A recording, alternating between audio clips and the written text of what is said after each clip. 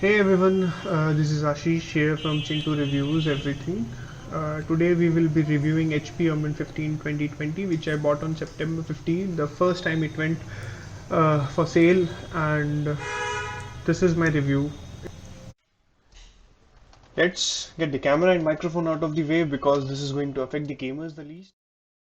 Okay, so this is the webcam. It's not pretty great. It's like 720p webcam with a lot of noise. This is how the keyboard sounds like when you're on the webcam.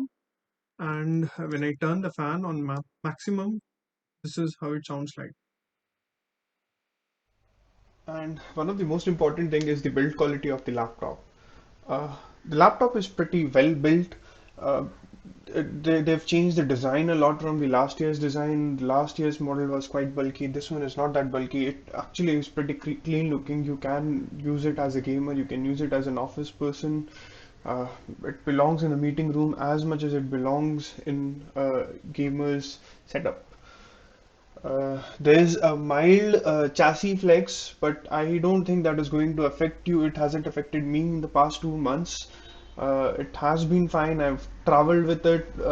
In fact, I've traveled with two laptops in the same bag, and it worked out fine. There was no damage at all. The hinge, on the other hand, I felt is a bit on the looser side, but when I say loose, I don't mean that it is going to break off. It is just that there is a slight wobble when you type on the keyboard. So that is something I feel HP can improve upon. But then it is me. I'm comparing it with the MacBook Pro, which I have been using for a long time. Otherwise, I feel it's a pretty decent build quality. The chassis is a mix of plastic and aluminum, and it's a pretty. The laptop is a fingerprint magnet, but because since it's mostly matte, it's easily cleanable, and the keyboard is pretty nice. I am a fan of TKE layouts and it fits the bill. It's a decent keyboard and it has a 4-zone RGB, and in a recent update they also added the animation effect so you can create your custom animation from the HP Omen Studio. It's a pretty decent screen. There's very little backlight bleed.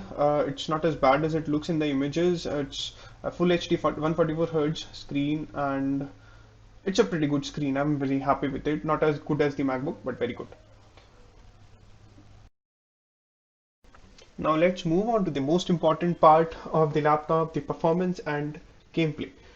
I've played very few games on this till now, 4 games to be exact: Assassin's Creed Valhalla, Hitman 2, and Cricket 19, and Formula 1 2019, and a few minor games which you can play on any potato laptop as well.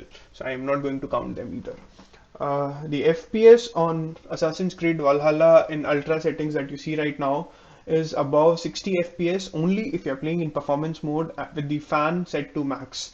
But if you move to default mode with the fan set to auto mode, the FPS drops to 40-45, which I still feel is pretty good. And if you move to a high settings instead of ultra settings, and then you can pretty much achieve 70-75 FPS, which is excellent gameplay. There's no screen tearing, there's no jittering, there's no breaking. So it's another game that I played a lot was Cricket 19. I know it's not a very popular game, but I love it. You can always have 150 and above FPS on this. I even played it on my full HD TV, and since it has an AMD FreeSync, there was no screen tearing on that as well because the frame rate was limited to 60 FPS, so it was working pretty fine. I have no issues about it. And the second game that I played the most was Formula 1 2019 at the highest of its setting, and it was easily able to keep 70 to 90 FPS, and I found no screen tearing or jerks in the video. But yeah, it was a pretty good experience. You can see how good the game looks, and the graphics are at the highest in this game. I also played Hitman, but I don't have any videos of that game right now because I uninstalled it. It's a 4-year-old game, so it was performing pretty well. I played it at the highest settings, and I'm very happy with the performance of the laptop. I also played Fortnite. Just for this review, I'm not a big fan of Fortnite or such MMO games. This frame rate on this was also pretty good. It was almost always above 80, 85 at high settings. When I tried to play it at ultra, it was about 75, not 75 actually. It was around 60, 65, and it was still decently playable. And the gameplay was pretty good, so I have no complaints about it. Now let's talk about the upgradability and the battery life. The battery life is pretty decent. It lasted me for about 5 to 6 hours on web browsing and video watching at the highest brightness. If you reduce the brightness, I'm sure it will last longer for you.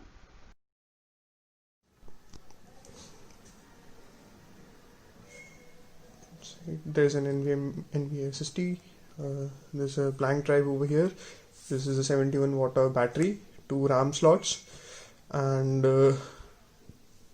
these are the fans. This is the CPU, this is the GPU, I'm assuming, or it could be the either way around. And there is the Wi-Fi card, which is replaceable and not soldered onto the board, so the laptop is quite upgradable.